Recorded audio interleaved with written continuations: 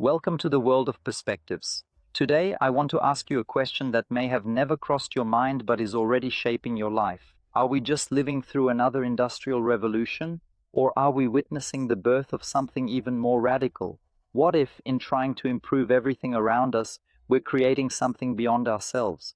A new being, smarter, more efficient, maybe even more powerful than humans? For centuries, humanity has always pushed past its limits. When we invented the wheel, we tamed fire and created writing. Each step was an effort to conquer nature. But the big shift began with the industrial revolutions. The first, in the late 18th century, brought steam engines and moved people from fields to factories.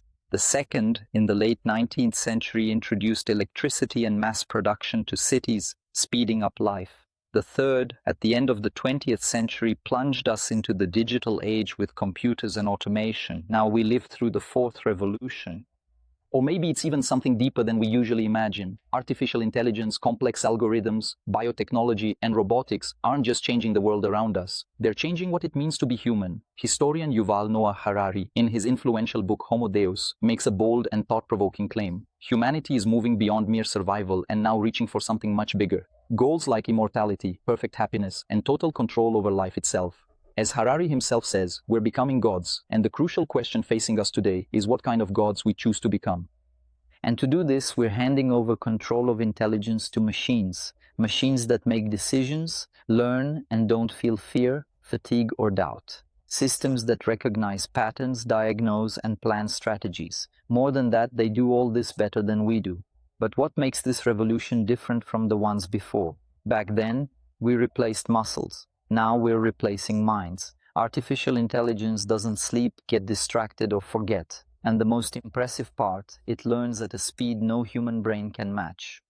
Today, an algorithm can diagnose diseases more accurately than seasoned doctors, run global financial systems making decisions in milliseconds, and create songs, texts, paintings, scripts, even speeches that move people.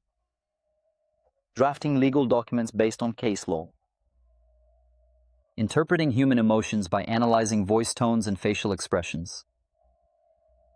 Now think about this. How many of these tasks would you have imagined being done by machines just 10 years ago? Could it be that you're already, without realizing it, handing off parts of your own thinking to systems you don't fully understand? Harari suggests this points to the rise of a new being, Homo Deus, not a mythical creature, but a hybrid of man, machine, and data, something that can operate beyond human limits. But with this comes a shadow, irrelevance. In the past, when one job disappeared, another took its place.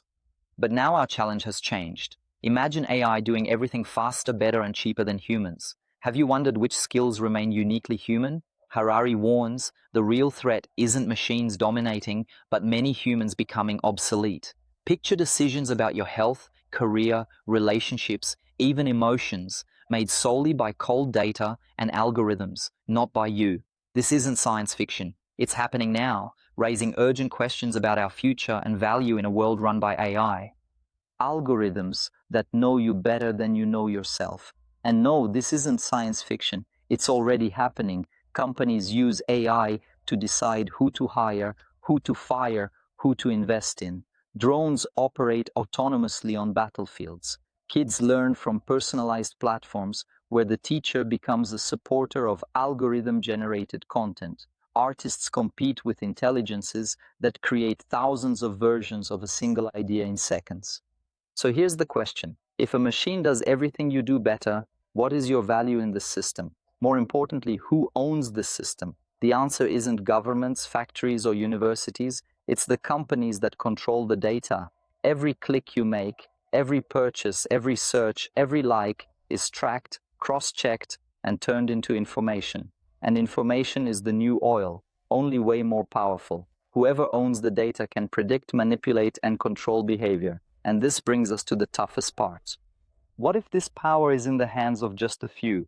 Harari pushes this idea even further with the concept of Dataism, a new emerging belief that sees data and information processing systems as the highest value in the universe.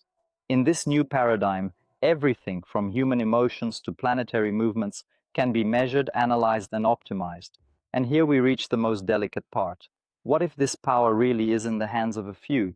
Harari warns us of a risk that few take seriously: the rise of a biologically and technologically superior elite, not just wealthier, but smarter, healthier, longer-lived, a true Homo Deus. This elite would leave everyday Homo sapiens far behind, just as we left Neanderthals behind.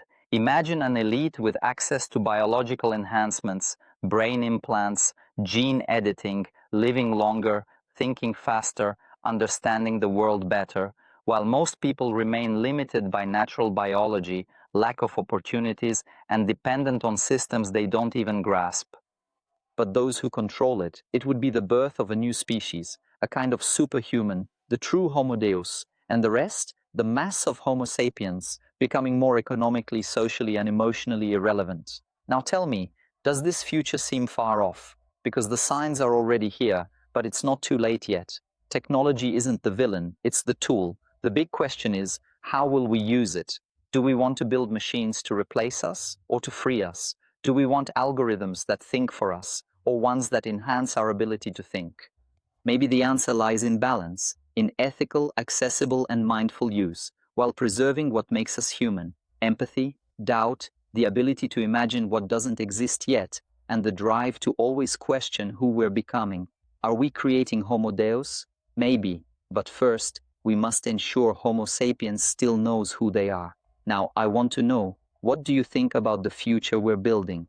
Leave a comment. Every perspective counts. If you liked it, hit the like button.